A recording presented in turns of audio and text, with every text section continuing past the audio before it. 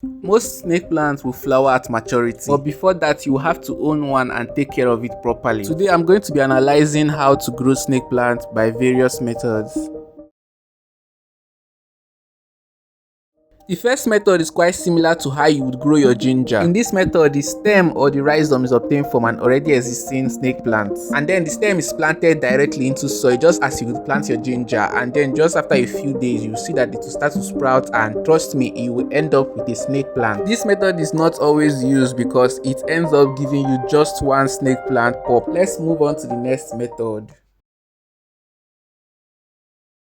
In this method, a healthy leaf is obtained from an already existing snake plant. A V-shaped cut is made at the base of the leaf to increase the surface area, and then the leaf is cured in a solution before planting directly in soil. After a few days of placing in soil or pure water as the case may be, the leaf will develop new roots that would definitely serve as the roots of the new plant that we desire to grow. So I compared the growth rate of method A, which is snake plant from the stems, and method B, which is snake plant from the leaf. I came to a realization that the snake plant from the leaf was having a faster growth rate than the snake plant from the stem. About 3 times the growth rate of the stem was seen on the leaf. At initial stages, the snake plant from the stem would look very performative, but by careful examination, I came to realize that the snake plant from the leaf was actually having a faster growth rate, and when compared to the snake plant from the stem, the growth rate was unmatchable. So after a while of planting my snake plant from the leaves, I saw that the pups were coming up and the shoots were just coming out more rapidly than I expected. Note that I planted the snake plant from the stems before I planted the snake plant from the leaves. Method A and method B are both vegetative methods of propagating snake plant.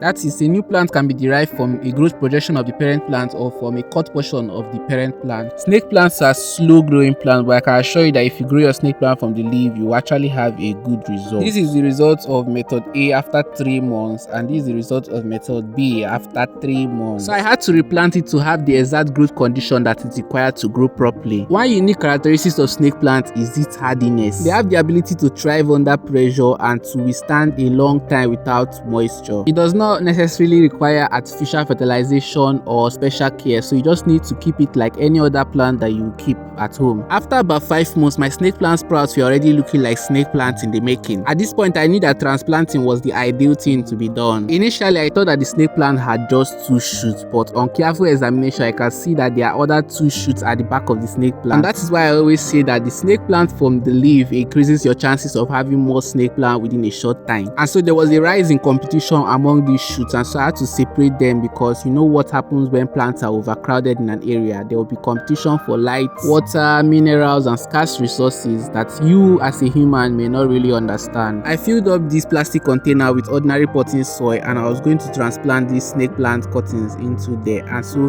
what I just had to do was to uproot them from the ground and then separate them into individual plants. And I was still going to plant all of them into the same plastic container because I didn't have much of a space to transplant them. But anyways, if you do have a large space, I recommend that you plant these individually into separate pots. The major reason why I wanted to separate them because I didn't want them to depend on a particular source. I want them to establish that kind of independence where each plant was found to be growing on their own. So that was just the main idea behind all this. If you stay in a temperate region, I would definitely recommend that after you separate your plants, you cure them in a solution where they are going to become sterile. But if you stay in a tropical region like mine, you definitely do not require any form of curing because I believe that it is not going to be attacked by any form of pest or any kind of disease. But at this point, you can see how a single snake plant leaf had led to the production of 4 individual snake plants. I ensured that I made enough cavity that will be able to contain the roots of the snake plant so that they will be covered completely with soil. The anchorage in this new pot really matters a lot, and at this point, you do not want to water it. Watering immediately after transplanting the snake plant may lead to root rot and spread of several diseases that you may like to avoid at this point. At this point, I would like to appeal to all of you watching this video to please subscribe, like this video, and comment your thoughts on what you think about snake plants. Personally, I believe that snake plants are more than just aesthetic values. Snake plants are eco-friendly and low maintenance house plants that can be cared both indoors and outdoors, and you don't really have to stress about maintenance or providing supplementary nutrients for them.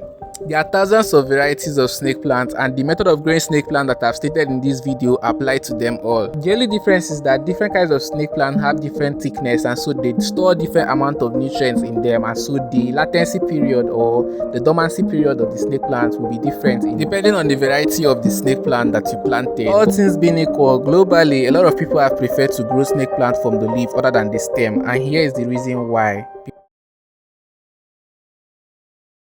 You definitely prefer to grow snake plant from the leaf because when you do so, the snake plant that will be derived will have the exact same properties of the parent plant, and that is exactly what you need. If you use the leaves of a striped snake plant, you definitely have a striped snake plant in return. Not just about the appearance, but snake plant from the leaf grows faster and expands more quickly than any other method. If you grow snake plant from the leaf, you'll be able to have a larger volume of plant within a short time, and I think that's what you really want.